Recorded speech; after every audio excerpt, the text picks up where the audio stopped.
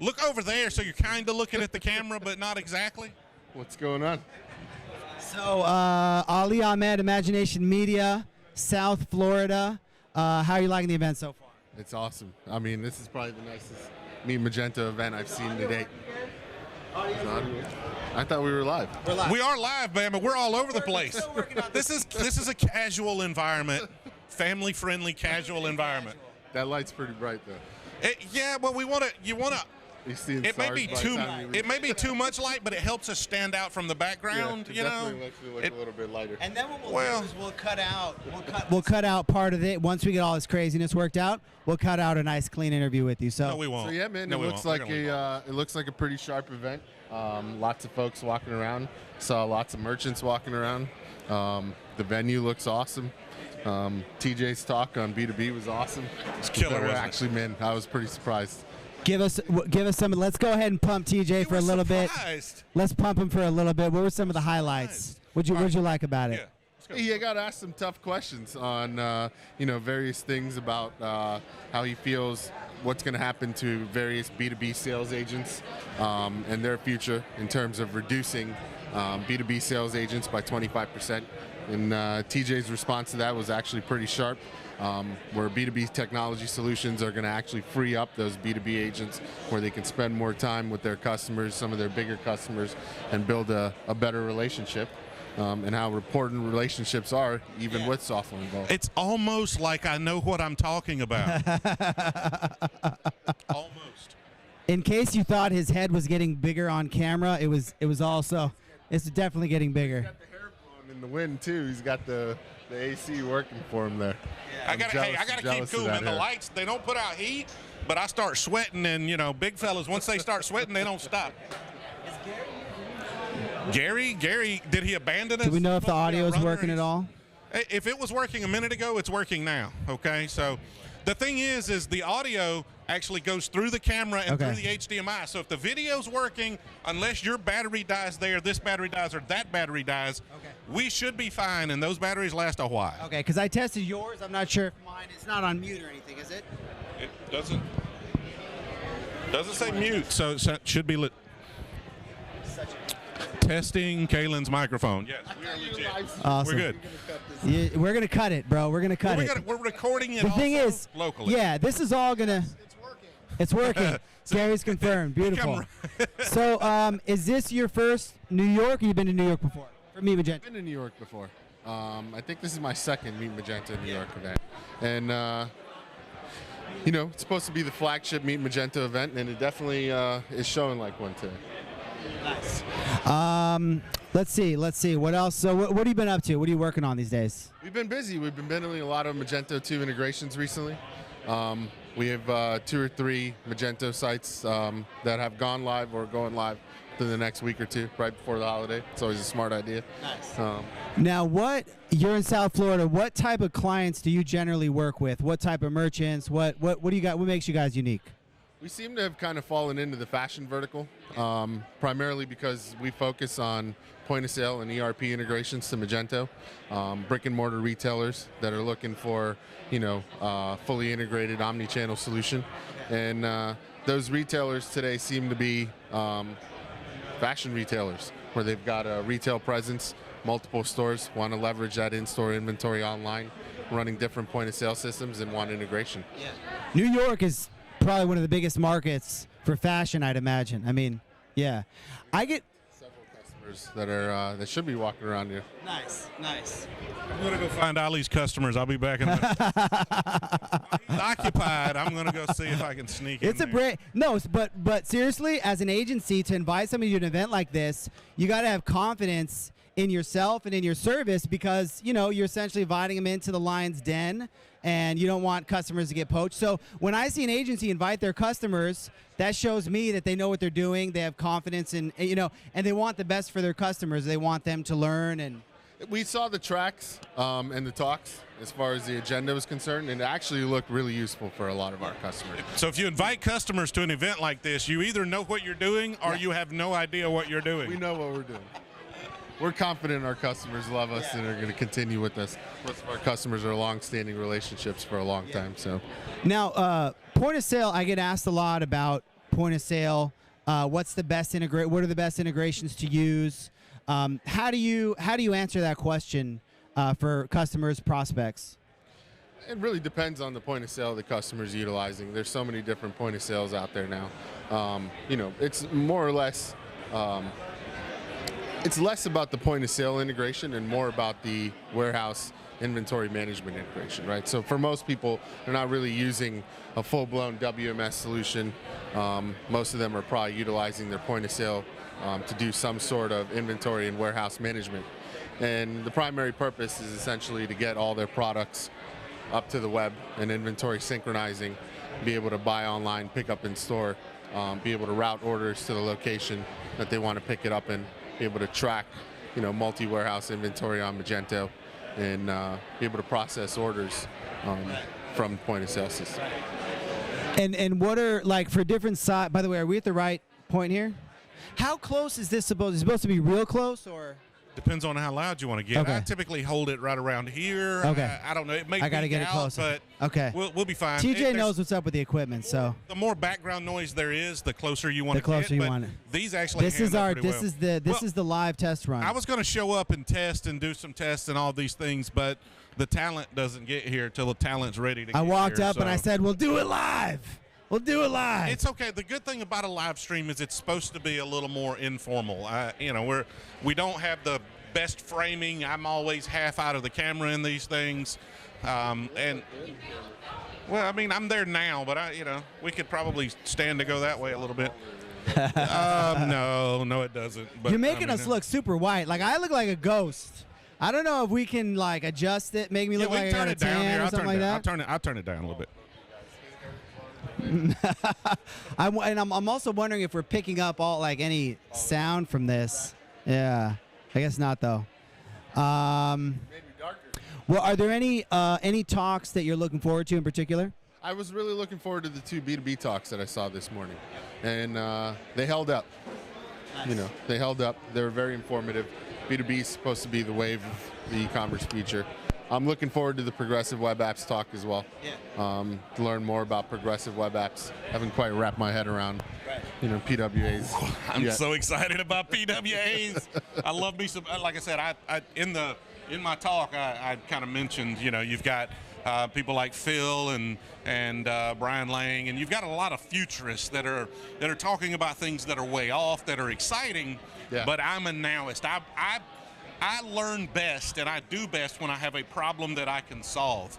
And PWAs are where all websites are going to go. And there's so much opportunity there with push notifications and all of the things you can do. I am geeking out about it. I cannot wait for PWA Studio. I am already lining clients up so I can do PWAs when the studio's released. I'm really interested in the talk about headless Magento. That's something that I find really interesting. PWAs kind of fit into that, right? I mean, you're going to have the PWA that is the front end to basically headless Magento is my understanding of how they're going to implement that. Headless Magento, again, just opportunity to do all sorts of cool technology and interface it with an e-commerce platform. Absolutely. I mean, I still wonder how now it is exactly. I mean, when is mass adoption really going to happen around PWAs? You guys are on the ground. You got fashion clients. You got small business clients. What do they think about? Do they have any idea what PWA is about, or what's? I just mentioned it a minute ago to one of our clients, and they had no clue.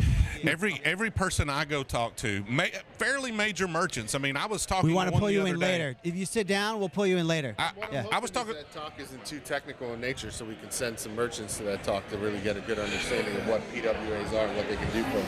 Yeah, and I was talking to a merchant the other day. I mean, they do about $16 million a year online, and they didn't have any clue. They're looking to redo their site. They were in a custom written platform. They're looking to redo their entire e-commerce operation, and they did not know what a PWA is. And once I explained it to them, you could just see it in their eyes. They lit up and they understood the power. And it's one of those things that a lot of things are going to have kind of a slow adoption curve. PWAs are not going to be that thing. Once it's easy to do, once the tools are there, for you to have just kind of a base PWA install, you're going to see a rapid rate of adoption because the benefits of it are so extreme. Being able to have a mobile-facing website that when it's going to revolutionize mobile conversions. The problem with mobile right now is that you get a ton of traffic. 50, 60, 70% of your traffic may be mobile, and conversions are way down because people don't want to put in their info. It's hard, it's difficult. But when they visit that PWA and it asks them to save it, people don't download apps anymore. So that's a way to get on their screen as a reminder. You can push notification them reminders to do things, interact with your app. You can push notification orders and all sorts of crazy things. And we got music in the background. It's the thing that's going to make it, that's going to push it over the top, is when you get to the setup to where people don't have to enter payment or shipping information. When all of that is through a browser API and it's stored, and you can go to any site in the world. I totally agree. That's going to be huge. And I don't know. See, I don't know very much about PETA, so I don't know what APIs are there. I know there's location, shipping stuff, payment methods. That's massive. I mean, that's. You know, and actually, we're in the process. Louise is in the process, who actually we picked up from Commerce Hero, our lead. We're gonna do a whole testimonial on that. Is in the process of building a demo PWA that we're going to try to show at Meet Magento Brazil, hopefully, at the end of this month. But the opportunities are definitely endless. I think it takes, commerce to a whole nother level in general. Well, we got a few people waiting. I know Mark's been very patient. He's the next up, so let's bring him in. Any parting shots, Ali, you want to share? We appreciate you being guest number 1, helping us work out the kinks. Numero uno, if you're from South Florida. Fire this up. Numero uno, el último, the best. Any parting shots? Parting shots. Any last plugs? Anything you want to share? I think, parting shots. You caught me there. Ali, yeah, he's Threw him not. off. No, he no hard asked a sale. question he didn't have an answer No to. hard sale from Ali. He's all about. That's good. That's good. That's This good. is not awkward at all. Well, thanks, man. We really appreciate it. And Mark, come on up. Mark. All right, how about yourself? What's up, man? Come right into the middle, right into the heart fix your name tag, though, so people can see what's going on here, right? There we go.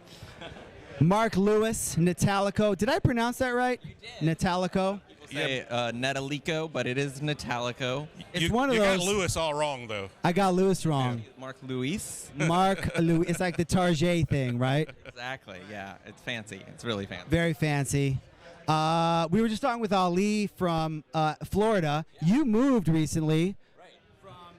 From North Carolina to Southern Florida. So I think they're like 15 miles away. Yeah. Him and his guys. He's got a couple of great developers there that I'm good friends with. And now you're back in the big. Well, not back. Now you're in the Big Apple. Yeah. But how are you liking the move to Miami? I like it. I mean, the weather's great except for the whole hurricane thing, So those hurricanes will throw a kink in your plans. I'm not gonna lie. Yeah, but it's hard to get good barbecue in South Florida, though, right? It's so true. That's why I had to go to Mage Titans for some pretty good barbecue. There you go. Go over to Franklin's, get a little brisket. Exactly. Do we want to? Is this good? I mean, we move. We're fine, man. Just roll with it. Fine, If you want to step that way just a hair, that's fine. There we go. might want to be put nice tape and on centered. the floor or something. And do we want him to step forward? I feel like the guests are kind of far back. That's fine. That's Let's better. Get him in That's there. better. We're still working out the kinks, We're still trying but to it's figure going to it be out. amazing. Beta testing. Apparently, so we need 3 mics, so we can just hand them another mic. yeah. So how are you liking the event so far? It's good so far. I mean, it's just started, and it's good coffee, good food, and the talks have been good. The coffee is the takeaway, people. The coffee. Yeah, amazing coffee. But I mean, I've been in 2 of the technical talks, and they've been really valuable. And it's one of the guys from Magento talking about the contribution from the community and how many pull requests they've gotten, and I think they're accepting about 60% of the pull requests right now. So it's a big community contribution for sure. 60%. That means you need to up your quality, Magento community. 40% are getting rejected. No, it's really impressive what they've done.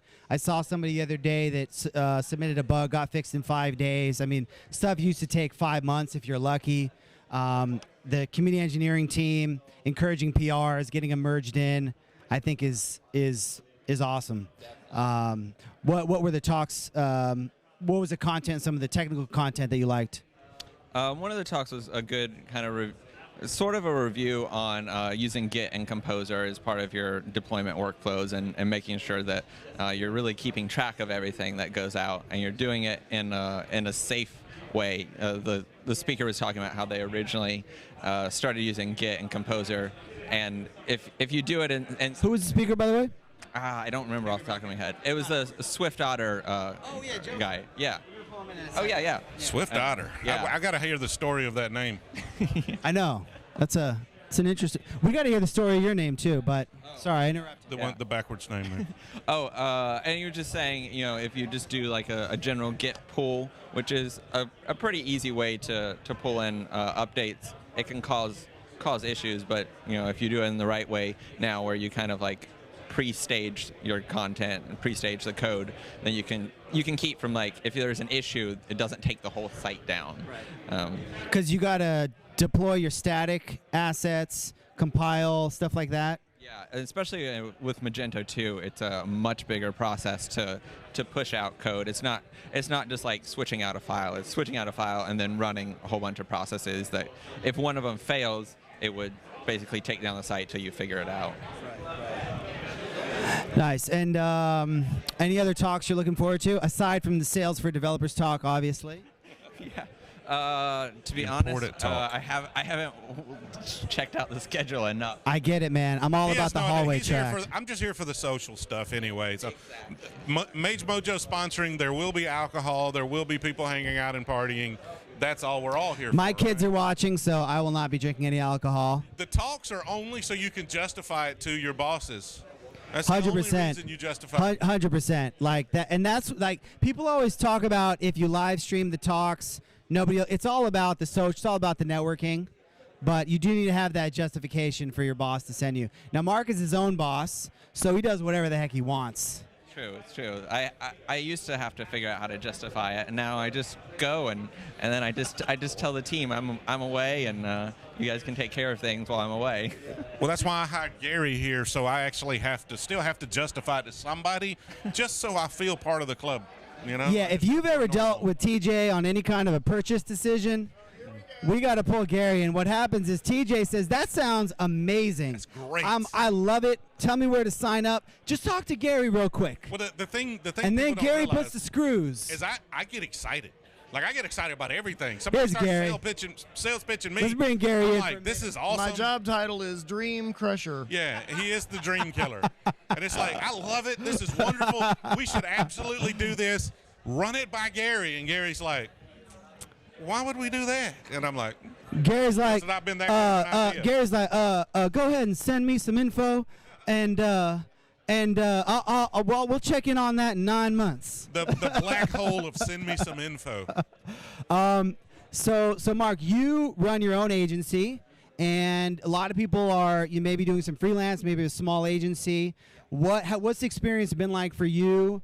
You're coming to an event, you learn things, you network. What's it been like running your own agency? How long have you been running your own agency? I've been running my own, I would say, agency for about 4 years. It really just started as me being a freelancer, and then kind of getting. That's how most start, right? Yeah, you're just writing. Accidental agency owner. Exactly. That's a talk title. That's a talk title. The evolution right there. I mean, it's like you just start doing work, and people keep coming back, and you fill your 40 hours, and then you want to keep helping more clients, and then you slowly start hiring. He romanticizes it like you want to help more clients. What it really actually boils down to is you get all of this work, and you get tired of doing it, so you decide to hire someone to do all the work so you can go do some other work. It's true. And then it just keeps snowballing from there. It's true. You start answering more emails than you do writing code, and then you realize that you have to hire someone to write the code for you so you can keep answering those emails. And at the end of the day, all you do is answer emails. Exactly. All day, every day. I checked my inbox. I didn't do my email. I try to do my email every business day without fail. Didn't do it yesterday. 200 emails in the inbox this morning. Of course, and I crushed that is one of those. That's just one of those self-inflicted problems there. Where Kalen, if you don't update him, if you're doing anything with Commerce Hero, and he does not get regular emails on I'll get in touch. He's going to be reaching out. I'll be in touch. I'll reach out. That's why you got to hire someone to answer your emails for you. If you're out there and you love to answer emails, You're I cheap. want to talk. And you're affordable, I want to talk. That's how I hired John through Commerce Hero. Yes. To- We're going to get a full testimonial on this. I don't Oh, know if we're yeah. going to do it now or later. Let's just do it now. Sure. So what was that like for you? You were looking to hire a project manager. What was that like for you? It was. I mean, it was a great experience. I think it was one of the. Don't sugarcoat it just because I'm here. Okay. I got personal hand-holding by Kalen, which I'm sure will happen forever. You know, that's very scalable, man. No. I mean, I think you messaged me and asked me like what I was looking for, and I said, as far as development resources, I'm doing pretty well, but a big problem is email. Like, I'm just not able to kind of keep up with the mountain of email in my inbox. And so we kind of started brainstorming about what a role would look like for someone to help with that. And we talked about finding someone that had experience with Magento, but not necessarily from a development standpoint. Someone that had worked for a retailer, kind of managing the back end side, the Magento admin. So they're very familiar with the admin and just with e-commerce in general, how e-commerce works. And it's been great because he, having worked for a retailer for I think about 10 years, he knows the pain and the struggles that our clients are going through, so that he can really like empathize with them, which I think is really important, where you can get very disconnected from the struggles that the clients go through on a day-to-day, just updating products, and when things don't work, it can be really painful. Well, and we just talked about it. It's like every problem is just an email I got to deal with. It's just like something I don't want to deal with, you know? One of the problems you typically run into when you start getting busy, one of the first things that you struggle with is communication, and making sure you're handling communications coming to you and you're responding in a timely manner. And communication in running a business is the most important factor. So you want to make sure that you don't let communication lapse. That's one of the, if communication is suffering, if you're not doing a good job communicating and knowing exactly where a project stands and how things are going, that's absolutely got to be the first hire. For sure, yeah, because I mean, even if you have the best code in the world, if you're not able to communicate it well to the client, they're not gonna realize that you're doing the work. They feel lost, and they don't feel comfortable with you handling their project anymore. So it's serious. Yeah. Well, we've got a few people queued up that we want to, but before we do that, what's something that you're working on right now that you're excited about? What's something you're working on? Right now, I'm working on this site, photos.com. Not bad. Hold on, you're working on photos.com? Uh-huh. Like you're uploading some pictures, or? Well, the site is art on demand. Okay. And like they're paying you, or you're just uploading photos to photos.com just for the fun of it? It's getting prints from Walgreens. It's like an inventory-less system. So they have. It's actually run by Getty Images, who has obviously Getty has a huge photo bank of licensed images, and you can order framed canvases, prints, all that kind of things through their licenses. So they have.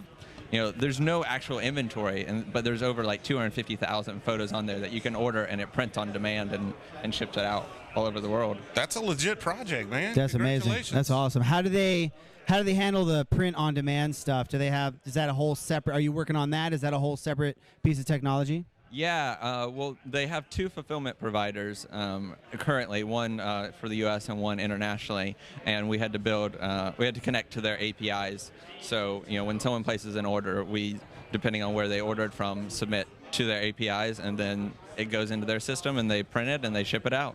Nice. Yeah. That's really cool. Well, Greg's putting the screws to us and telling us that that we got to get Greg. I'm getting shook up here. That we got to get some more people up. So thanks again, man. Really appreciate it. We'll talk soon. All right. Hey, how you doing, man? Yeah, nice to meet you. Jorge Peralta. What's that? Jorge Peralta, my name is. Jorge Peralta. Good to have you. First time to New York? No. I work for Joma Shop. We're actually based in Brooklyn. Got it. Yeah. So for me, it was just a bus ride over. But it's actually really cool. I mean, this is my first actual big Magento event that I'm going to. Imagine was kind of, I couldn't justify it like you were saying before. There you go. So Guys, send them to yeah, but Imagine this year. the thing is it. Imagine is one of those you must go to fairly frequently. I mean, I understand there are circumstances that prevent it, but if you're going to go to one Magento event, even if there's one in your backyard, Imagine is worth the cost of admission, because you just get, I mean, there's so many people there, and you're so immersed in the Magento community, and you see a lot more about where the platform is going and the new features and what's big and on the horizon for Magento, and they're really good at building excitement at that event that lasts throughout the year, especially a year like this one that it seems like it's only been 2 weeks since we were at Imagine. But that's an event you've definitely got to get to, and if you have employees, I understand we take a lot of people. It's definitely an expense.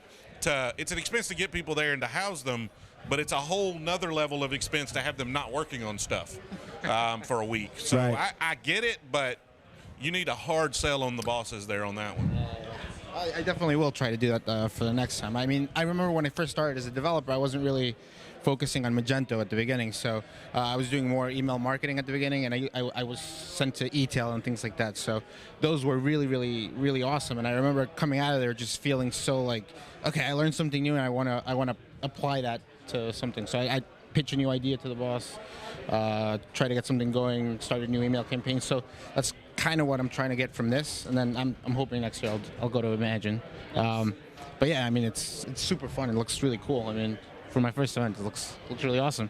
If this is your first Magento event, you picked a good one. This is I feel bad for you though, because outside of Imagine, your expectations it may lead to disappointment at some future events because they went over the top with this one. I mean, Imagine's big. Now Imagine's like bigger scale, but a lot of the events we go to, it's not quite this over the top. Yeah. Is it giving it error? Is that a problem? Oh, no. We're good. Don't worry about that. That's just, I don't sign into iCloud because we just got a blue screen of death on the encoding computer. No big deal. No, it's good. We're still, it just keeps ticking. All right. So what's your job there at Joma Shop? What do you do? I'm a full stack developer. Okay. Yeah, so I do front end, I do back end. The server side, I don't really touch that. Someone else touches the server. Now, technically, back end is the server side. Oh, no, I'm talking about like infrastructure. Yeah, all the maintenance. And stuff like DevOps. DevOps, right? Yeah. I don't. The funny thing about the word full stack is that it means full stack. So it means the whole stack. It should be the entire stack, all the way down to the assembly code. That's kind of the thing that I'm kind of confused about, but still. We all are. They told me you're full stack, so I was like, okay, I'm full stack. But yeah, I always kind of like disclose that I don't really. Can we just make up our own terms? Can I go with partial stack developer? Semi-stack developer? Doesn't have any oomph. Has no oomph. Okay. Yeah, it's at this point, full stack kind of is just everybody's full stack at this point, I guess, to some extent. So. Yeah. Well, right. Yeah, totally. I mean, like, I help people with hiring, and I'll say, so you're looking for back end, front end, full stack. I want it all. Give me the full stack. I want one person to be able to do everything. Right. And vacuum. And I think that's the reason why it's so congested with full stack in the titles, just because that's what everybody's looking for. So if you're not a full stack, like, keywords, full stack's a keyword. Okay, that's okay. If you're not a full stack developer, update your LinkedIn profile now and just put it on there. Congratulations, you just became a full stack developer. You just got a raise. So any of the talks in particular that you're looking forward to? Actually, yours. Suck I've up. We'll pay him after the show. It's actually for real. That's kind of like the thing that kind of helped me out a lot. I mean, I know coding, I understand all that stuff, but trying to sell yourself or trying to understand sales for Magento specifically, I've worked with a lot of brilliant people that don't make connections sometimes, and it's beautiful coding, but it doesn't have real world applications, I guess, to some extent. So having that knowledge to be able to say, okay, this is what we need from a sales perspective, I think that's actually something that's really essential if you're trying to get into Magento or any sort of e-commerce programming or development. I love that. For sure. So as a web apps, that's another thing I'm definitely looking into. PWAs. I started looking into it, but yeah, I think that's gonna be amazing. I mean, as a developer in-house with a merchant, What are some of the and we don't want to get too in detail, but what are some of the things that other developers might be watching that maybe you struggle with selling to the management, things you want to do, development tools you want, whatever it is that you're interested in using, tools you want to use. What are some things that are a challenge to kind of sell internally? Right. Well, I think sometimes that comes up to how you choose your role to begin with.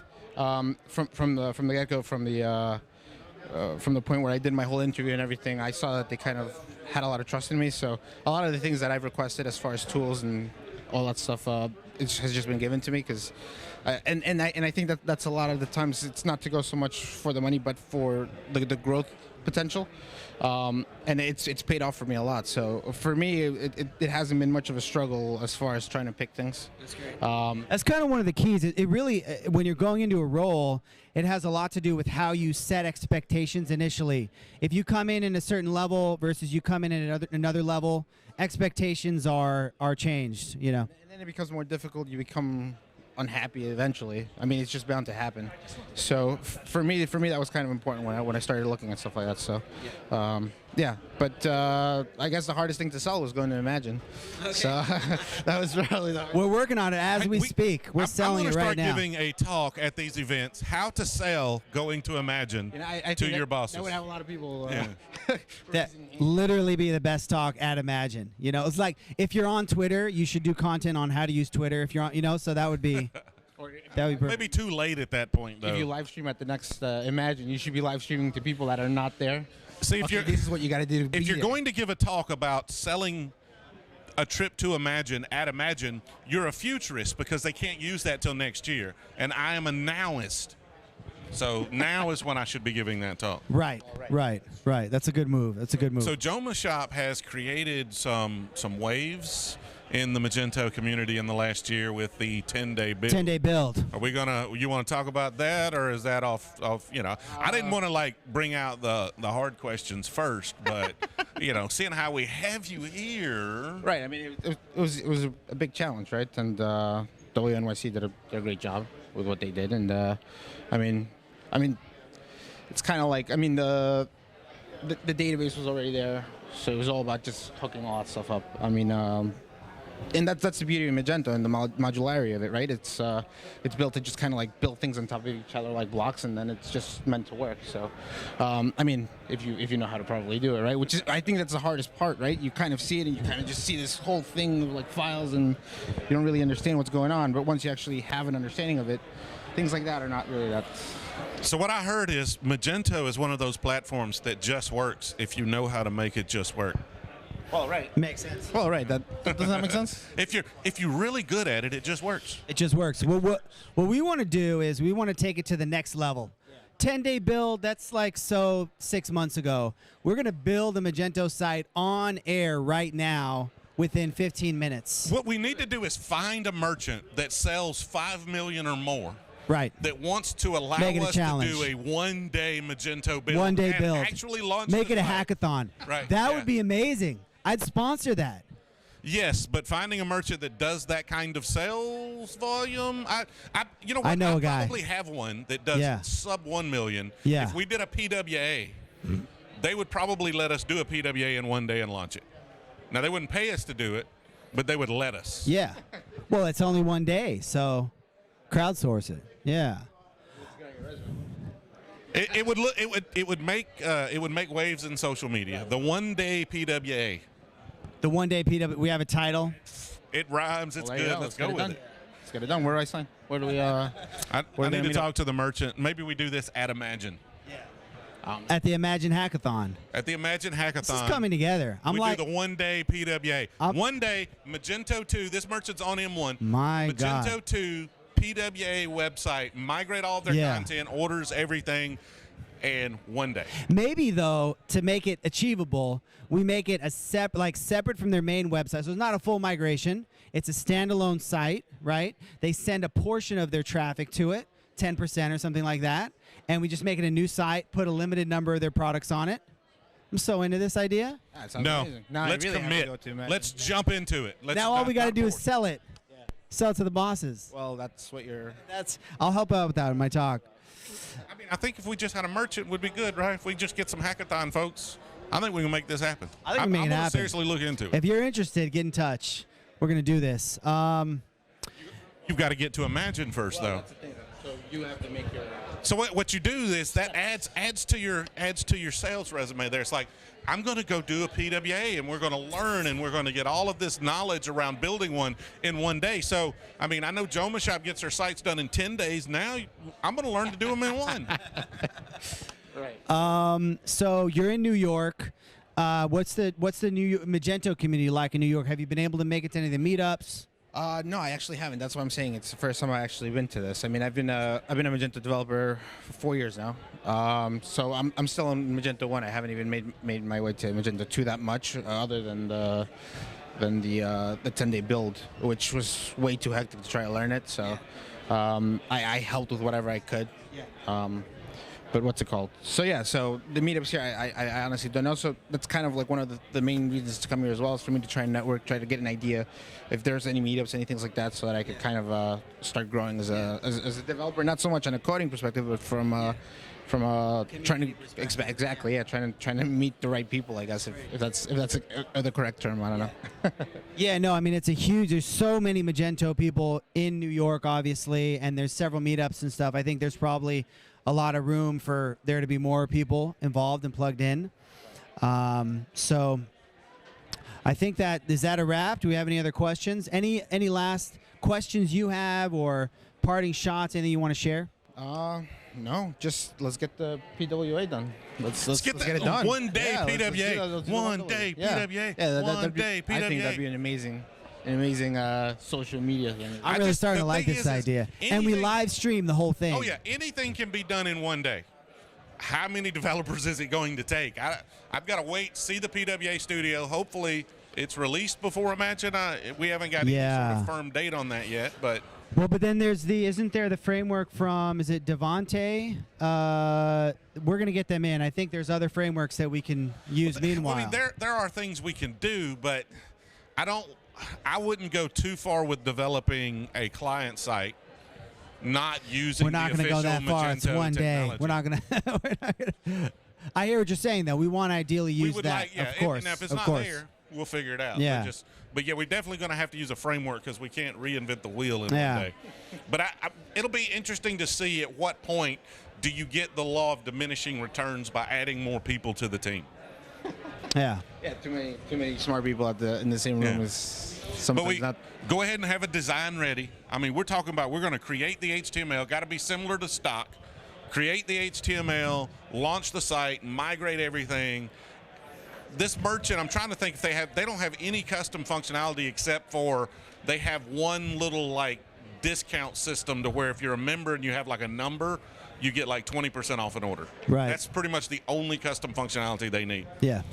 So that would be a pretty easy site to launch, and they're a good charity case. So they're not a charity, but they would be a good, they could never afford a PWA, so it'd be a good merchant to help out. I love it. Do it.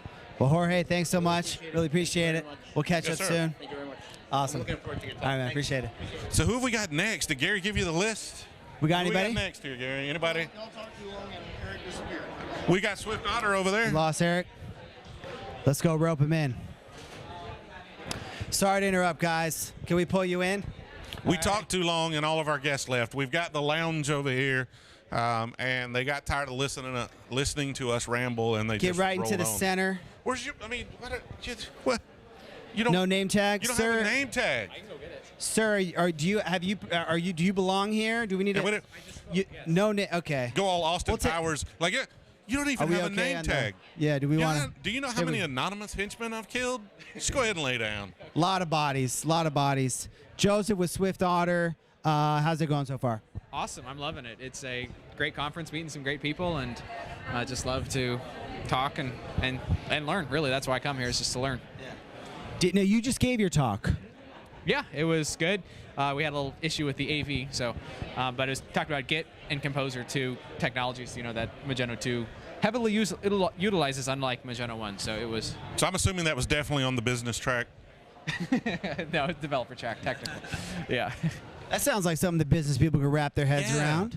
Git. Well, there is business use in learning a little bit about that, because that's kind of how it it really does save time. The Composer does, because it keeps the stability through the whole pipeline of getting code out to production, as opposed to is this ready and that kind of thing. So yeah, it's really nice.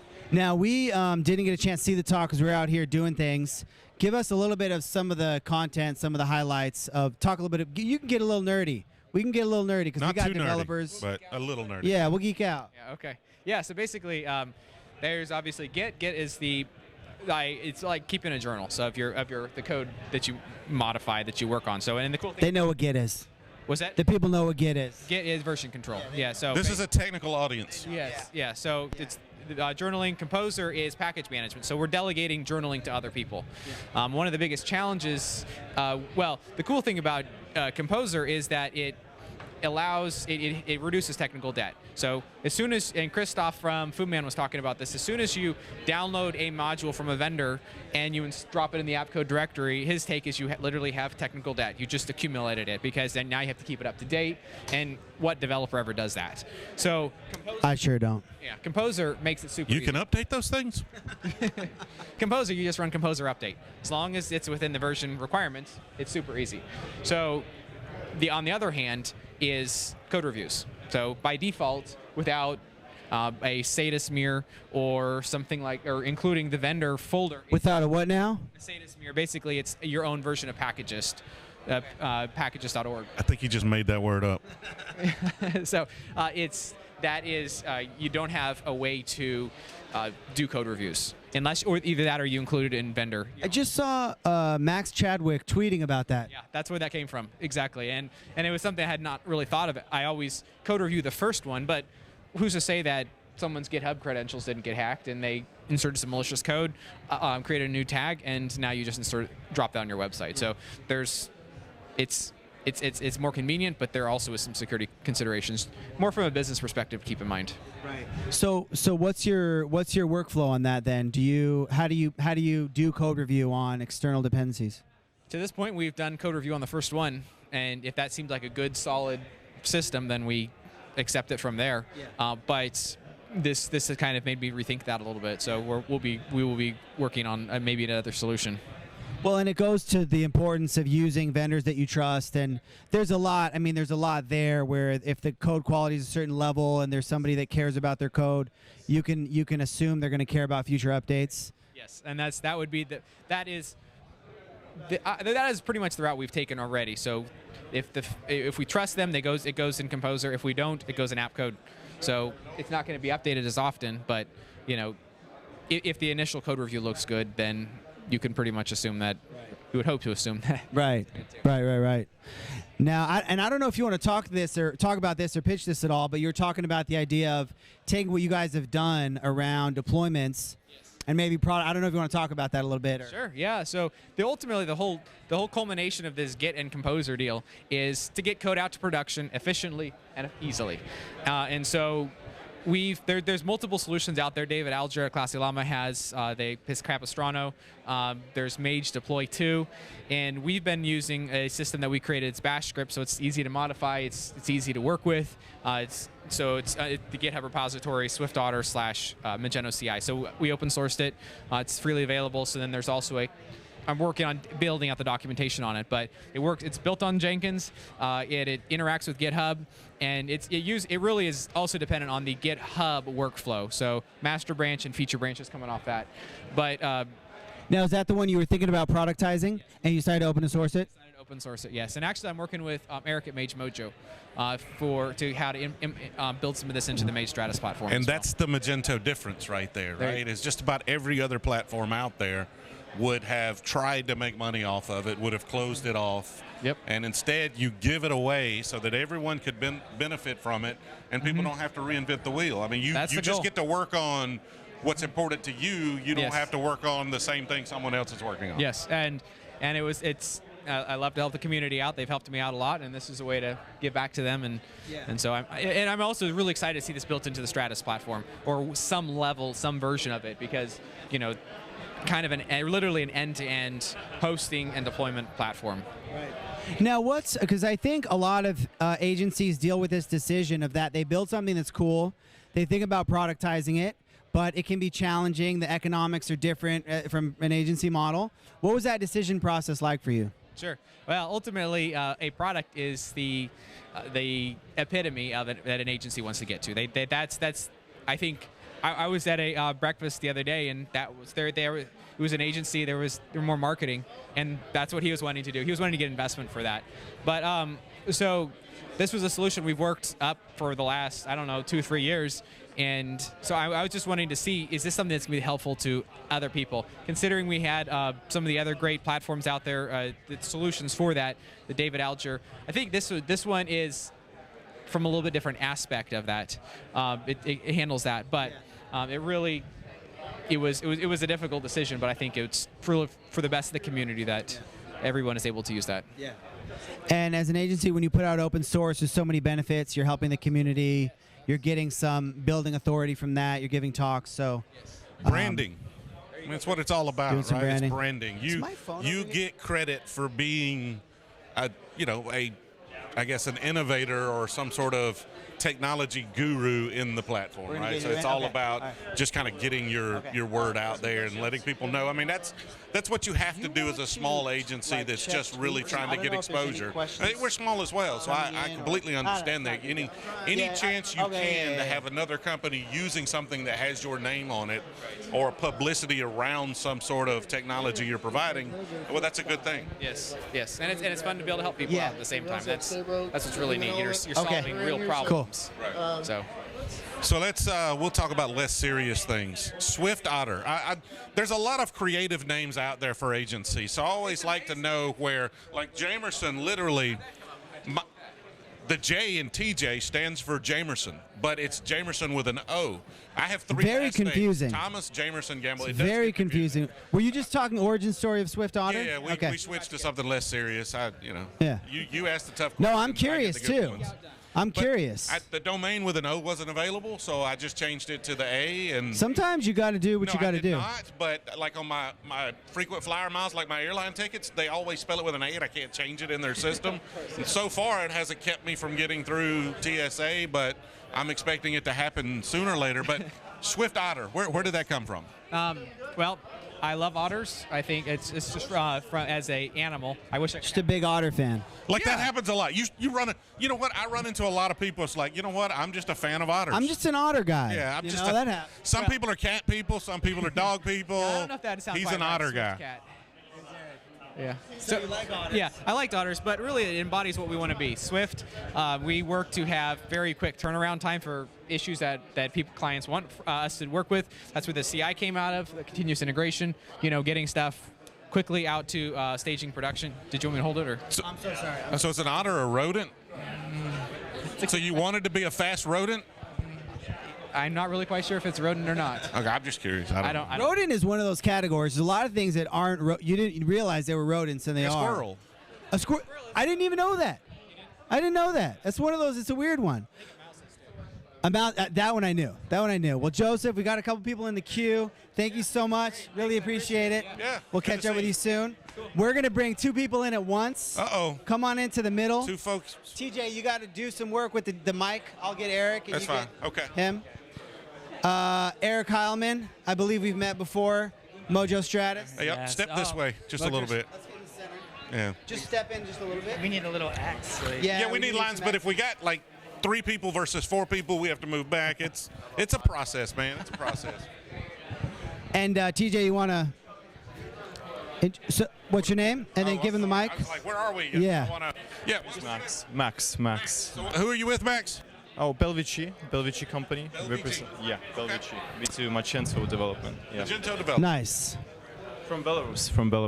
Yeah. From Belarus. So you came from Belarus to here? Yeah. Really enjoying it. Love the city. Love the event. Really good. Is this your first time in the U.S. or New York? Oh no, I used to study here in a school in New York, in Bronx. Yeah, SUNY Maritime. Yeah, so spending a lot. Nice. You're virtually a local. Yeah, kind of. Yeah, enjoying it. Yeah. Nice. Good. Now, Eric, you quietly become the godfather of the whole Magento scene here, especially in New York. You put this whole thing together. I love it. I see you walking around. You call hits on people. If you just had a cigar. Everybody, yeah. Can we get this man a cigar? Just by the way, just step in just a little bit. So the venue's beautiful. Everybody I talked to is really impressed. How's it been organizing it? It's been a challenge. It's been a big challenge, but we were up for it. We knew that there had been some challenges in the past years, but if we laid down a good infrastructure and we got good speakers, that everybody would acknowledge it and say, wow, that was an amazing event.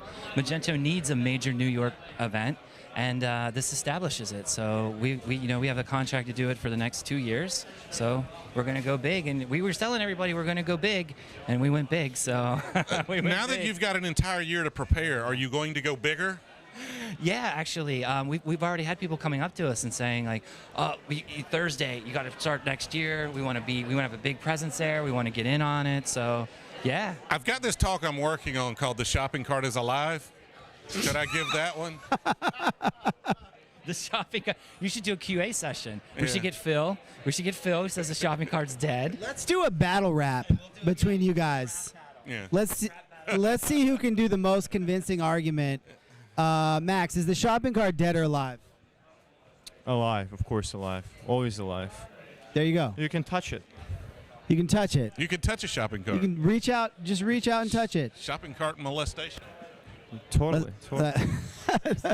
I don't know. I think it's changing. I think the way people buy things is changing. You know, like Instagram. Who was it? Amazon Pay or has a Instagram where you can one-click buy now from Insta. Like, I think people are buying differently. The shopping cart's always there. Like cart to quote, B2B type stuff. People. Well, anytime you want to buy more than one thing, you need a way to store the groups of things that you are about to buy. And that's technically all the cart is basically some way of storing multiple items to buy. Yeah. And I think maybe the shopping cart is changing in that you now are going to be able to buy one thing really quick. Like, it's going to be simple process. I don't have a lot of headaches. I don't need to save it in There's the cart. no context. You're not searching. You're not doing research. You just see it in Insta and you buy. Yeah, it's just there, and I click one button, and the payment automatically happens, and the shipping information automatically happens. All of that stored. I just click, and now it's coming to me. Yeah, okay. You're going to see a lot of that. But what if you want two things? You obviously got to click. But the funny thing is if it's that easy, you literally may not build a cart. You may say, I'll take that, and it's ordered. I'll take that, and it's ordered. I'll take that, and it's ordered. So, there's a chance there, but you obviously are going to see it on the B2B side a lot more. Yeah. Well, I think the game changer with shopping cart is AR, augmented reality. Like I said, you have to touch the product, and with AR, you're just gonna see it in front of you. You're gonna see the size, how it looks like in reality, and it's coming. It's here. So I think that's the game changer. I'm wondering how long it's going to be before I can put on AR glasses and have a glove, like the old power glove from Nintendo, right? And I actually can, it feels like I can feel the texture of the object. I can feel the weight of the object. Like, where are we going here? My man TJ brought the power glove. The power glove. I'm thinking porn, man. Like, that's how Kids are watching. Oh, I already did say shopping cart molestation, so we might want to keep it. Come on, guys. Keep it. No, but that's how we're taking payments online. It was the porn industry. That's where credit card processing came from. Like, if you want to know what's going to happen in augmented reality, look at that industry, because that's what drives it. It drives VHS. It was drove payments online. Like, if you want to know, like, that's where you. Not to put you on the spot, but what are your thoughts about it? About what? About porn? Yeah. I'm literally texting my wife right now to make sure my kids are not watching this. It's true. But it's coming. I think there are actually some extensions on Magento already that can allow you to, to somehow put the 3D model on top of your product. And so with your phone, you can see it. You don't need the glasses. But the glasses are coming too. That's really amazing. Like, can you imagine? Well, augmented reality is a lot sooner than virtual reality as far as practical usability. Like, oh, I like your shoes. Let me see. I actually do like your shoes. Like, those are really, I kill them, man. I don't know if I could walk all day in them, but I love those, man. On your augmented reality glasses, you can see who's, you can see what brand they are, where you can buy them near you, or you could see a different pair on your feet. You can see a different pair, or if you're even if you're in a store, you could say, is this the lowest price? You know, like you have that on your phone already, and you can scan a barcode. And Kalen, you're slacking. Nobody can hear all of this great content. I'm sorry, I was totally asleep at the wheel. I speak the truth. It's hard sometimes. So no, you can, comparison shop. You can comparison shop. You can find where to buy things. You can find where to buy things near you. Like you want a pair of Nikes? Like, the Nike store over there. It's 4 blocks over. They're on sale right now. Here's a discount. Here's a discount right now. You want to go buy those Nikes? 5% off. Or even better, blink your eyes 3 times and they'll be shipped to your house. Right. But give you a coupon because they know your proximity to the Nike store. So they'll say, okay, here's a 10% off coupon. It's good for 1 hour. And so you have to go over to the Nike store now and buy your Nikes at 10% off, or you lose your coupon. These are the things I'm looking forward to, is the things that help me at conferences like this, where I can walk up and it says, oh, that's Eric from Mage Mojo, and here are all of the events that you met him at and talked to him at and saw him at. That would be Here's tremendous. his contact information. Yeah, here's what he's got going on badge, Twitter. Not even your base facial recognition, man. Yeah, facial recognition. Doesn't even, That's true. So it remembers everyone save you it. know, and you could just go ahead and hit them up on LinkedIn if you want to, I could or see actually their Twitter pull feed. your LinkedIn profile up right now, see where you work, what your job history is, what LinkedIn articles you wrote, to see what your interests are. If you're looking for a job, so he can recruit you. No, you don't need the badges. I love the trees. I don't want to love the trees. See? Happy trees. This is recycled paper, I'm sure. I mean, Mage Mojo would not use unrecycled paper for something like this. Everything's environmentally friendly in here. No trees were harmed in the making of this particular event.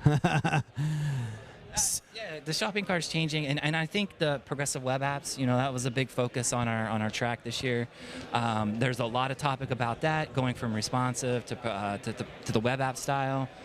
There's a lot of changes, augmented reality, social media, how you buy things and interact, the cart changing, and also the design of the cart. So it's exciting. It's exciting. So, Maxim, are you doing any progressive web app stuff?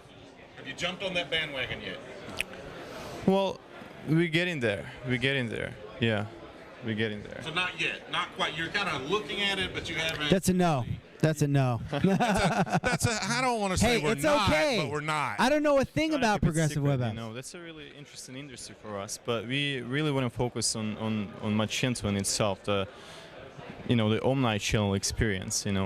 Your phone, your computer, your tablet, your glasses, your smartwatch, all of that together, applications, putting all of that together. That's really what we're focused on right now. Omni applications. Belvici, baby. I just every time I have one of these live streams, I try to just throw Omni in front of some word. Yeah. It was Omni Portal online. Eric, throw Omni in front of a word. Oh, Omni hosting? There you go. Is that Omni what? What did he say? Omni hosting. Omni hosting. Now you got to explain Omni what that hosting. is. I guess that means you can host with multiple hosting companies. Well, we're going to harness the power of the CPUs on all your phones to build a giant cluster and blockchain. We're going to build. We're going to. Can we leverage phones? I guess battery power would be a problem, though. But battery, man. Well, speaking of the phones, I think Google recently bought a startup from our country, from Belarus, that allows you to put the computer vision technology in your phone, and it works really fast. And they bought it for like hundreds of millions. So talking about augmented reality and recognition. So with your phone, you're gonna recognize these Nikes next year. Not a big deal. It's coming. It's here. I love it. It's changing so fast. I don't know how we're gonna keep it up. It's really crazy right now. Yeah, I mean, there's going to have to be some standardization. That's kind of what we're waiting for. There's a lot of companies doing little bits here and there. Whatever the phone manufacturers decide is the standard is what we're going to have to use, and that's the great thing about a platform like Magento, is that you've got so many community members and so many companies that contribute to it, that they will come out with tools to make those things easier so that we can all benefit from them. Whereas if you're on a SaaS platform, you're pretty much whatever they decide they want to do is what you're limited to. It's the hardware. Hardware is keeping the ground. It's all about hardware. You cannot. With software, we have so many ideas. We're already there. We're already in the future. But hardware, not there yet. The same as the AR glasses, right? The problem is hardware is not there yet. Yeah. Oh no, I was just thinking of the iPhone X with the facial recognition. Have you guys? That was like the one thing that didn't work in their demo or something. How does that work? Like if you're holding it underneath your face, can it, or do you have to like? You're gonna see people going like this, like. My understanding is it has support for all sorts of angles and lighting. Like that was. Like hold it down and look down on it, and it'll. As far as I understand, that was one of the more impressive things about it, but I don't know how well it actually works. We do have a couple people queued up. Gary's giving us the look, but Eric, thanks so much for organizing it. Appreciate Max, great to meet you. Thanks so much. Thanks. Appreciate it. Thank you. Let's bring the next. All right. Come right on into the middle, right into the hot seat. We've got Sabra here with Human Element. Yes, nice to meet you. Good to see you again. Yeah, I heard a little bit of your talk, but I was backstage. She went right before I did on the same stage, so I heard a little bit, but I was pacing back and forth going over my talk just to make sure. Same thing before, but there wasn't anybody before me. There's a lot of pacing. So how'd it go? I think it went really well. I get really passionate about conversion rate optimization, so I think it went well. A lot of people came up to me afterwards. It was interesting to see. So I don't know if you heard the part where I asked them to raise their hands and see who works on e-commerce, who knows their conversion rate, who knows the impact of the last change that they made on their website, and to see the number of hands. Everybody was raising their hands at the beginning. Everybody works on e-commerce. We're at a Magento convention, of course. But, who would have thunk it? Right? Surprising. Not everybody raised their hands, though. They just weren't paying attention. But the answers started to thin out as you started to ask progressively difficult. The people that didn't raise their hands were probably my wife, waiting on me to talk after you. So it's not personal. Hopefully she learned something. I hope she knows how to do. The majority of people raise their hands. I hope she knows how to optimize conversion rates, because I'm gonna put her to work when we get back to the house. It'll be a test. Yeah, but so the last question that I asked, or the last two questions, were for them to raise their hand if they knew their conversion rate. Surprisingly, not everybody in the room did. Well, I guess not surprisingly, but what percentage of them knew? We're gonna pull you in later. I would say maybe less than a third. Less than a third of people had their hands up for knowing their conversion rate, and then there were 2 people out of the entire room of people that knew the impact of the last change that they made on their website. But everybody in the room was paying a lot of 2 people. 2 people out of the whole place. And everybody was paying money for driving traffic to their site, but they didn't actually know what that impact was. I'm not going to lie, I would be a no on that too. I mean, sometimes I push stuff out, and you've got to have discipline to systematically monitor that stuff. Yeah, so that's what I talked about. That was the whole point, is capturing the traffic that you get on your site and converting them so that they do the thing that you want them to do, or do the thing that they want to do. It might be competing what the business wants and what the user wants, so understanding that was the whole point. What are some of the by the way, I wasn't able to see the talk, we've been over here doing stuff, but what are some of the tools or systems or processes that you like to see merchants put in place to track those things? Yeah, so specifically tools for visitor research, we use Hotjar, but there's VWO, Zarget, Crazy Egg, and then for A/B testing, there's Google Optimize, Optimizely. Those are really the 2 that people are using now. I remember hearing back in the day that Google Optimize wasn't accurate. That was just a random. Is it pretty, compared to Optimizely, are they both pretty accurate? Yeah, so Google Optimize hasn't been out for very long. What am I thinking about? Google came out with an Optimize thing. I know what you're talking about. Google Optimize is the A/B testing tool to be able to do it, and it's seemingly pretty accurate. It just sort of splits traffic. Am I thinking of Google Experiments?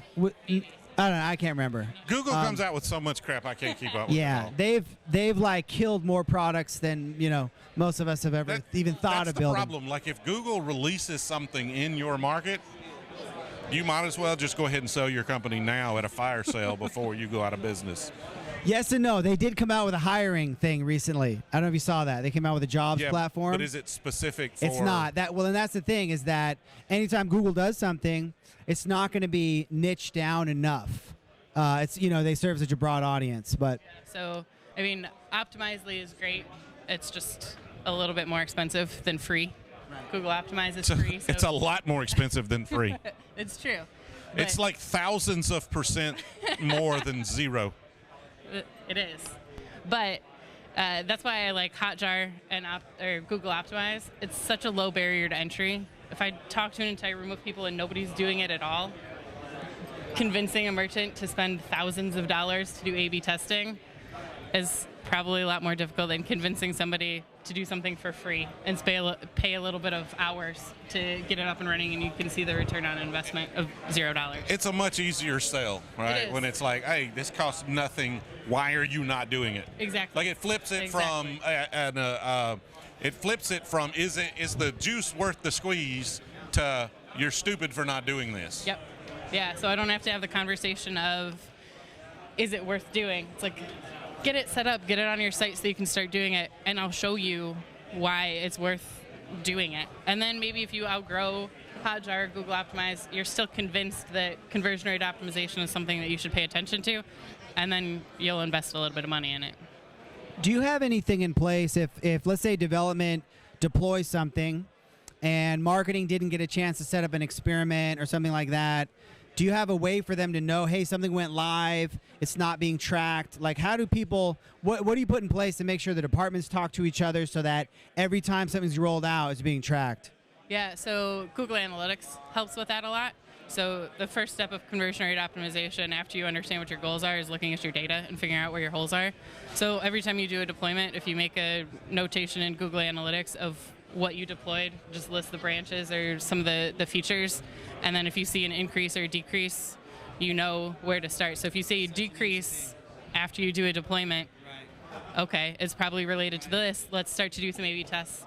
Use visitor research, Hotjar, watch how people are engaging with that and see what the experience was for them. And you probably did something that you can... Are there integrations with like your deployment management tool to mark that notation in Google Analytics automatically, or you just do it manually? We just do it manually now to be able to track. There's probably a way to hook Google Analytics and GitHub, but again, that low barrier to entry, getting people to do this has been the challenging thing. And once we get them to do that and merchants are starting to do that, then sure, you can walk before you run. Exactly.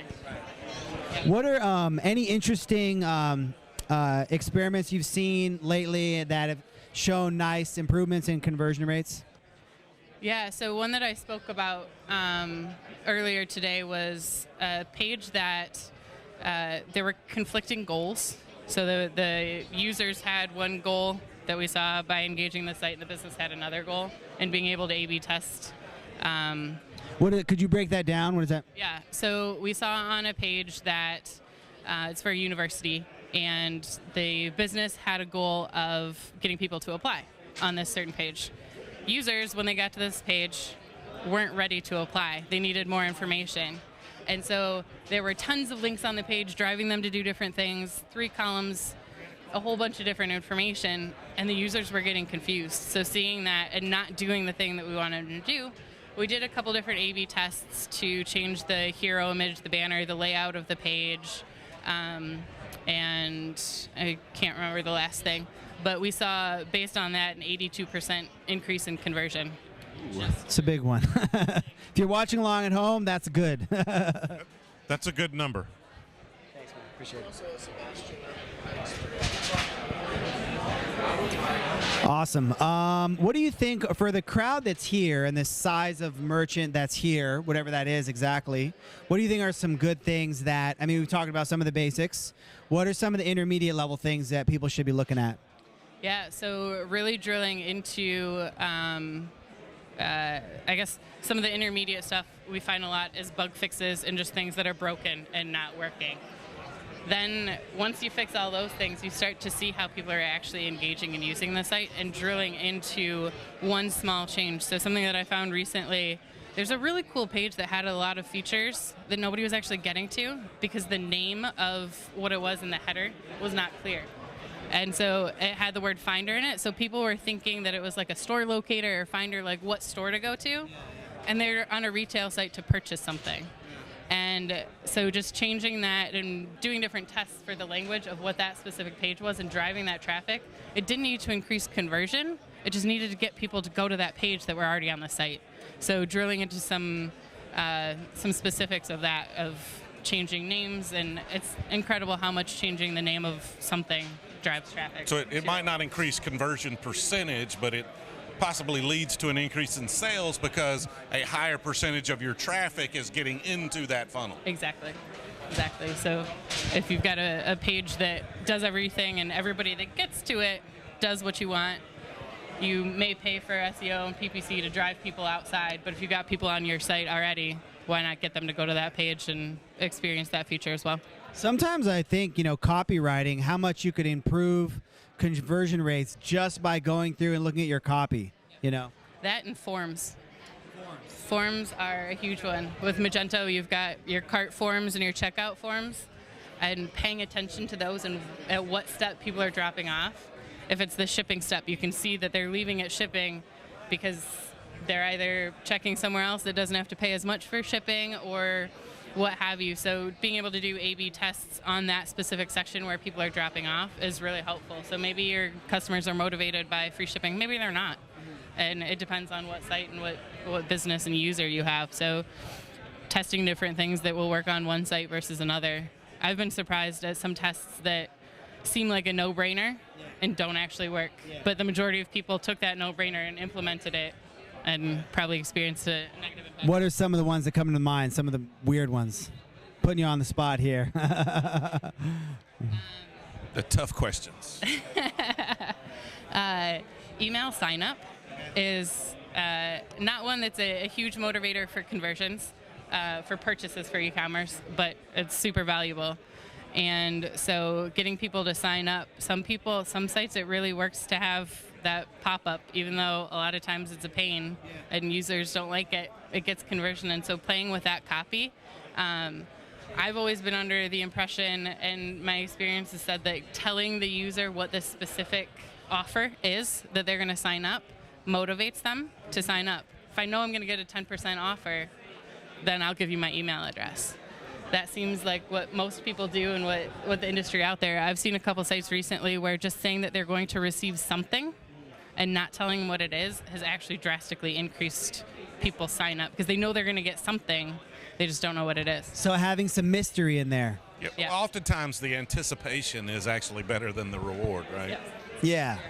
What is it with the steak? They buy the sizzle, not the steak, something like that. Sure. We're getting salesy now. Awesome. Well, I know Gary's given us the look. We've got somebody else coming in.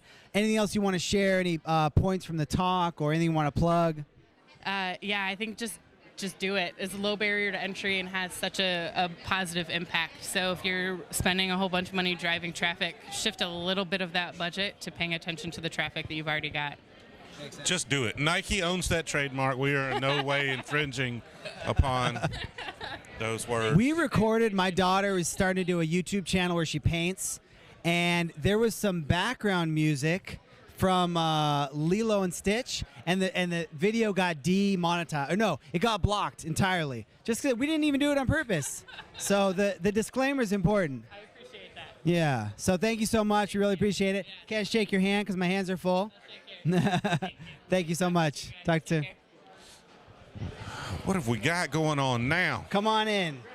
Come on in here. Got to get your badge around the right way, though, so the people can. I don't know if they'll be able to see it or not. Kalen? Nice to meet you. Good to meet you, Sebastian. Nice to meet you. Yes, sir. So who are you with? I'm with Borderlinks. Borderlinks. What's Borderlinks? So we. Oh, we'll hold it. We'll hold there it. you go. Yeah. So we help retailers go global by taking away all the complexity about tax duty, export compliance, shipping, returns. We're basically a turnkey for global expansion. Wait, say that first sentence again. You help retailers go global. Go global. So imagine you want to sell in Australia, Canada, Europe. You have no idea how to do it. Okay. You don't want to get into all the details and complexity of customs, exports, compliance. Right. You don't know how to do shipping, etc. Just come to Borderlinks. We have one solution that will tackle everything for you. So okay. A turnkey solution. Got it. Magento module, quick and easy. Got it. And where are you based? What country are you based in? So we have teams in the US, France, Belgium, UK, and we have operations in Hong Kong, US, UK, Germany. So we're a global company by nature. Okay. Is what you guys offer, is it more relevant to people in Europe? Because obviously you're in Europe, there's a lot of countries nearby that you want to... It's actually extremely relevant to US merchants.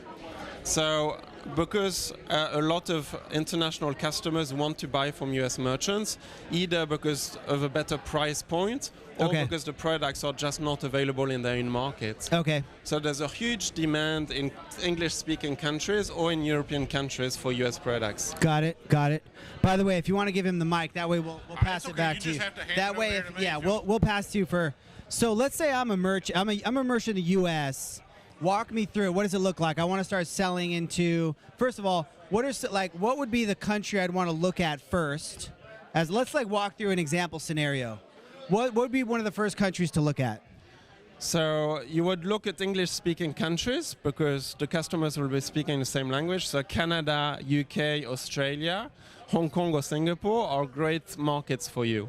Then you can look at your Google Analytics web traffic just to see where are your international customers coming from and looking at your website. Makes sense. So I look at my analytics. UK is the next big. Actually, it's funny. I'm thinking about this for myself. UK is one of the big ones. So what's the next step from there? Let's say somebody wants to go from the US to the UK. So I think the next step would be for you to understand what type of shipping service and cost you want to provide to your UK customers. Just do you want to go with an express method or do you want to go with a slower economy type method? And then what's the price point of shipping that you want to offer them? From there, you can then start thinking about, okay, what type of products will you be shipping? Are they compliant for that market? Okay. And then think about returns. Do you want to offer a return solution? At what price points?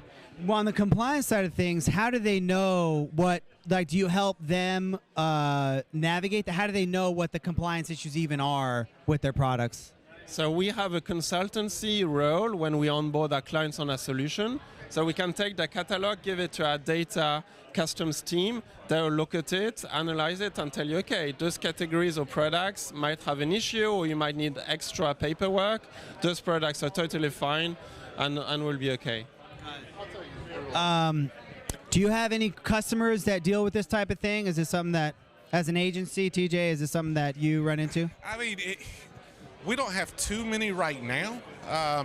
I guess my questions would be around B2B. Like, how does this apply in a typical B2B environment? Or is it mostly just B2C merchants? So it's mostly B2C merchants.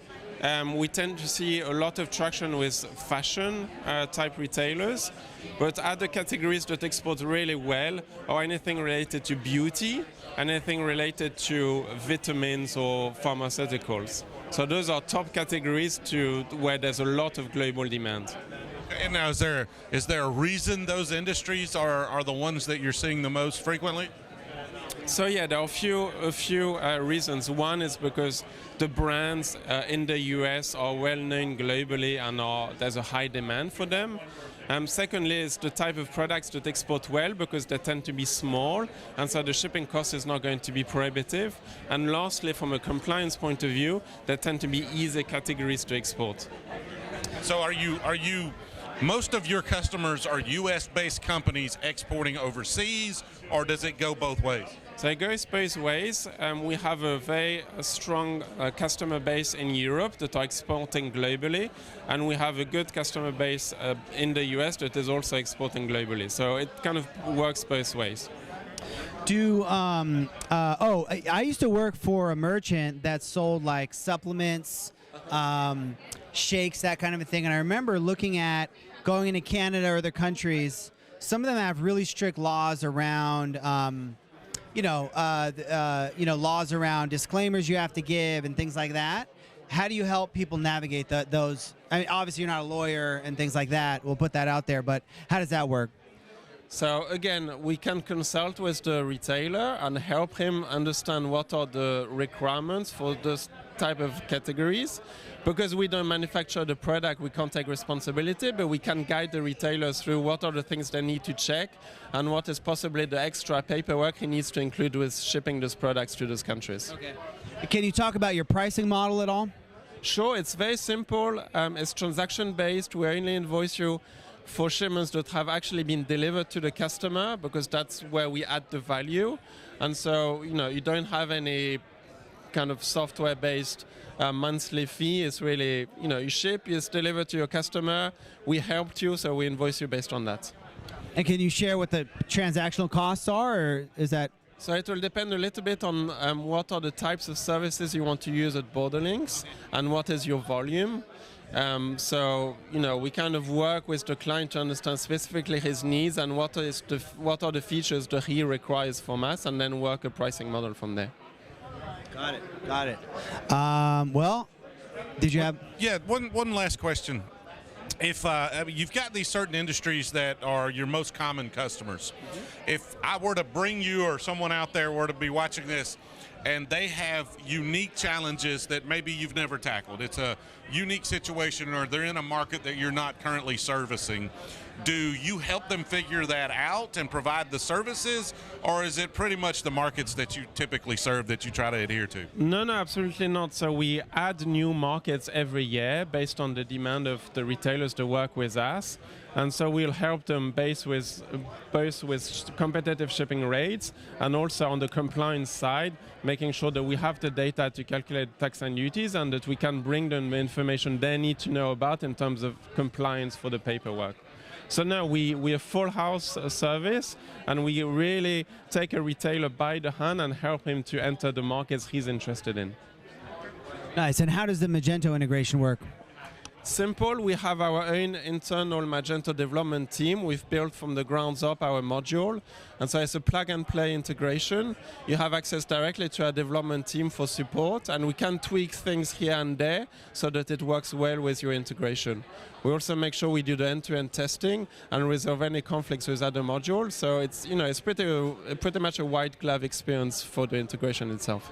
Got the sales pitch down solid. Very good. That's why they send him here, right? That's why they send him. Got New York, bring him. He's polished. Well, thank you so much, Sebastian. Really appreciate it. Thanks for joining us. Catch up later. Man, the food is starting to smell really good in the background. I think we're going to do one more interview. We've and then put we're going in to some take a work. little lunch break. I mean, how long have we been going We've been for? recording for an hour and 25 minutes. We've been doing it. I mean, it's been easy. We're just talking. We're just having conversations. We're just having a good time. This is really cool because that was kind of my goal, was to just bring the conversations that happen kind of organically to the cloud. And I feel like it's happening. I feel like we're doing it. So I'm having a good time. More coming, and then we're going to take lunch. How you doing? Brad with 2 Ds. Step right into the center here. And right into the hot seat. Okay. Brad, introduce yourself. Sure. Brad Wildstein with Vertex. For those of you who are not familiar with Vertex, Vertex is a sales tax and transaction tax solution. We help folks calculate sales tax tied into Magento. We're a Magento Premier tax partner. And in our future versions, next version of Magento will actually be embedded inside the dashboard. Nice. And I'm going to have to up my branding game a little bit. Like, I got the bright blue shirt, but all the Vertex folks have got the bright green. They got navy over it. The green pops a little more. All the Vertex folks are looking sharp. The green pops. Right? Yeah. You cannot miss us as we come by here. Now, how are you guys different from some of the other tax providers? Sure. Aside from being the best and amazing. Yeah, okay, course. so of course. I don't need to start there. Yeah, let's just skip the obvious. Okay, so I'll go past the obvious of being amazing and great. No, we've been in this business now for almost 40 years. Most people are not familiar with the name Vertex in this space.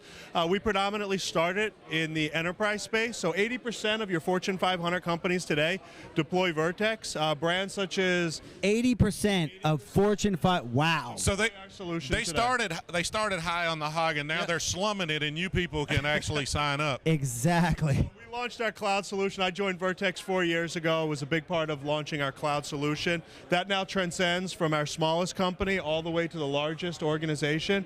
We have solutions that organizations like Starbucks would leverage today, all the way through. We have clients we've signed up recently on Magento platform at $2 million a year companies. So not $2 million for our cost, $2 million in their annual revenue or online sales. So smaller, you know, SMBs, right? SMBs. So everything from your smallest to your largest company. The real advantage of Vertex is you're able to take that same content that a Fortune 500 company leverages. As you get into sales tax and you start selling online, you get more complex. flex from state to state, we have that jurisdictional and that granular content across the entire globe that even the smallest company can start with, and then certainly as their aspirations take them up market. Gotcha. I'm still 80% of the Fortune. You've literally got a monopoly in the Fortune 500. I mean, that's like 400 of them. It's a lot. Good with numbers. Something in that type of category, yes. Now, a lot of the tax providers have support, for small business and that kind of a thing. Anything specifically for this audience that differentiates you guys within this market? Sure. A couple of things that really differentiate us in this market. I talked about the content that we provide. What do you mean by content, by the way? Talk about content. So as you're drinking a bottle of water here, in New York City, that bottle of water has a different taxability rate than it may in New Jersey. So when I talk about content, we have over 200 researchers that focus on ensuring that all the sales tax rules across 12,000 jurisdictions in the U.S. Are updated and accurate for them. Specifically for the e-commerce world, what we've done is a lot of the other players in this market charge on a per transaction basis. And as you all know, with cart abandonment, right, you really don't know, based on how many people are coming to my site, what is going to be the cost of my tax solution. We've decided to take the approach of making it a very simple fixed base price for the year, so that regardless of as your volume spikes, as your business grows, you're paying a fixed charge for our service. Now, is that kind of like the Magento Enterprise fixed price license, to where the actual license scales kind of based on some transactional tiers? Or is it the same for, it can't be the same for every, a 2 million merchant can't pay the same as Starbucks. Correct. So ours is based on, as we talked to, is based on your estimated amount of revenue that you'll pass through the system. But it's not something where, it's this month it was, at $500 a month, and next month you're going to jump up. We look at that estimation, we agree to a term, and then that's your price with us. So you don't have to worry about fluctuation. That's a great question. Yeah. And can you share what the pricing is, or is that something they got to go through a sales process? So the pricing is different based on different revenue tiers. Let's say for the $2 million revenue. So for a $2 million company, you're probably looking at about $400 or $500 a month in cost for our solution here. But we can certainly, scope that out. And if you go to the Magento site, you'll see us in that app store and be able to contact someone from my group. What do you think are some, let's say for that $2 million merchant, what do you think are some of the we talk about content and specifics, what do you think are some of the things that maybe people are doing wrong, they need to improve on, things they might be missing? Sure. I think one of the biggest areas is people tend to tax everything at the same rate, right? So by not mapping certain product codes or really using a solution like ours and trying to put a singular tax rate in. The second piece that we also come into play, I talk a lot about content and calculation. We also take all of that information, we store it in a database, and we can remit and file on behalf. So if I was a small business owner today, right, you talk about what keeps you up at night, certainly getting tax correct. What always keeps me up at night is filing to the state, dealing with the jurisdictions and remitting the funds. And Vertex has that full capability of taking all of that off of a customer's plate. So what about like tax holidays? Everybody does tax holidays. You can't keep up with what every jurisdiction does as far as tax holidays. You handle that? Like, is that just done? I just get to wake up and go to work, and it doesn't matter, it just happens. You wake up and go to work. So I mentioned before, we have 200 researchers. So the reason I leverage, our enterprise presence that we have is what gives us the ability to have those types of researchers there. A lot of times Alabama may decide that next weekend's going to be a tax holiday. If you're a business doing that on your own, there's no way you're going to be able to update that in time. Our people are constantly doing that research, so to your point, you show up to work tomorrow, it's taken care of. You don't have to worry about it. Once you connect Vertex to your system and you map your products, there's really nothing you have to worry about from that point forward. It all sits with us. What does the process look like of getting your, Gary's giving us the nod, of getting your product database, like you talked about, making sure all your product codes are synced up to tax codes? What does the process look like of getting your catalog synced up? Sure. Once you implement our solution or connect it to Magento, there's actually a wizard or a configurator inside of the system. Use simple English words, type in what they are, and that will start to map. You always want to map at the highest level to capture a category, but get the granularity you need. So company that's got 20 or 30 different product codes, you're talking about an exercise that can be taken care of in an afternoon, not days or weeks to take care of. And then if they have, like, let's say millions of SKUs, is there an automated flow for that, or? So again, even millions of SKUs that you exist, you would never have millions of categories though. So you're still going to map that to your most granular category level that you need. But a company that may have hundreds of thousands or millions of SKUs could have a couple hundred different categories still. So it's really at the category level. Yeah, that you want it at the category level that takes tax to where you need it. Yeah. Well, Gary's giving us a nod. Any last thoughts you had? Anything you want to plug? Obviously, we've done some plugging, but anything you want to share, plug, or question? No, I mean, I very much appreciate the time. We welcome anyone that is listening to the podcast here today to visit us, the Vertex site, and I'll be happy to walk you through what our solution looks like. Or if you go to a conference, you look for the bright green, right? Thank you guys very much. So the food is smelling delicious. I think it's about time. Gary gets mad because we just blame him when it's time to wrap up. We're just like, Gary's giving us the look. Gary ain't even looking at us. He's walked to the bathroom. Gary just gets mad generally, though. Yeah, if you just say Gary, he's he mad right there. He gives you the look. The camera there, Gary. Now, listen what we have to deal with, you guys. It's an intimidating stare. He gets frustrated because I just make him the bad guy on everything. Now, Gary, we got to dip this in real quick, Gary. To me, not about me. I mean, that's all I ask. Yeah. How are you liking the conference so far? I am loving it. I've been standing behind this camera. Sometimes I'm not even behind the camera. Sometimes I'm not even behind the camera, and Kalen is still saying, Gary is giving us a dirty look, so we have to move on. But I mean, everybody needs an Ed McMahon, right? It's actually super helpful. I think he's giving himself too much credit if he thinks he's Ed McMahon. Yeah. It's a dated reference. Nobody got it. Nobody watching this live stream got it. I didn't get the reference either. Ed McMahon? So, I know Ed McMahon. I'm just, Okay. So, yeah. So, well, we appreciate it. What talks are you looking forward to, Gary? I think we've taken him out of all the talks he wanted to go to. Yeah, pretty because he's having to be the runner here. Gary doesn't get to see any talks. But the runner was a great idea. It's really helped us kind of keep pace and guilt people into staying over there for 30 minutes while we wait on people them. Were like we were churning people left and right out of the speaker queues, the interview queue. Just making people promises that they would be getting on soon. Well, I'm looking forward to this afternoon's lineup. Be honest, I'll have to look at what's on and what I'm going to get to, but the business track is great. For us non-propeller heads, the business track has a lot of stuff that's just oriented around business and trying to sell something on the site, which is what it's really all about. Well, propeller heads, we appreciate you tuning in. Thanks for watching. And, we're going to close the stream for now, and we're going to come back on in about an hour-ish. We've been on an hour and a half. I don't even know what time it is. I got to look here to see what time is it. Probably about an hour or so. We'll come back on. Here, so, yeah, we'll probably grab some lunch. About an hour, we'll pop back up. So subscribe to the channel, or I don't know, maybe you'll tweet it out. Also subscribe to TJ's channel, which is at it's fine. youtube.com/ Don't worry about it. The thing is me complaining about not having enough people subscribe to the channel to get a URL is actually more fun than actually having enough people subscribe to the channel. So I get it. All right, over now, guys. That was amazing. Do I just turn it off?